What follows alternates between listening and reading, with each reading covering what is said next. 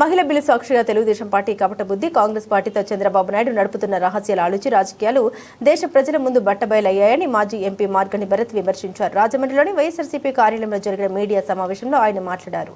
ఒకవైపు కాంగ్రెస్ ను విమర్శిస్తూనే మరోవైపు ఆ పార్టీ ముఖ్యమంత్రి రేవంత్ రెడ్డితో టీడీపీ నేతలు చట్టాబట్టలేసుకుని తిరగడం వారి ద్వంద్వ నీతికి నిదర్శనమని మండిపడ్డారు.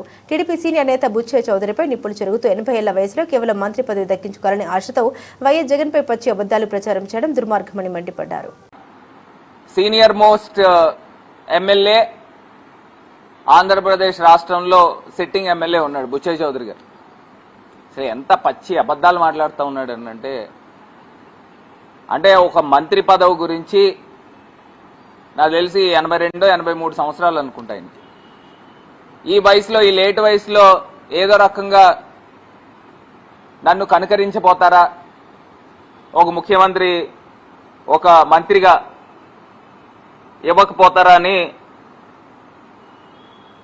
ఆయన బుచ్చయ్య చౌదరి గారు నిన్న జగన్మోహన్ రెడ్డి గారిని ఉద్దేశించి ఎంత అన్యాయంగా మాట్లాడానంటే, పరిటాల రవి గారి యొక్క హత్యలో జగన్మోహన్ రెడ్డి గారు, అప్పుడు రాజశేఖర్ రెడ్డి గారు ఆయన ఆధ్వర్యంలో జరిగింది హత్య అని చెప్తా ఉన్నాడు.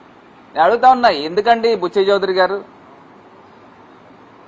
8-10 వయసులో మీ కొడుకు వయసున్న జగన్మోహన్ రెడ్డి గారి పైన రోజుల్లో టీవీ బాంబు పెట్టి ఏ రకంగా మద్దెల చెరువు సూరి గారు వాళ్ళ కుటుంబ సభ్యులు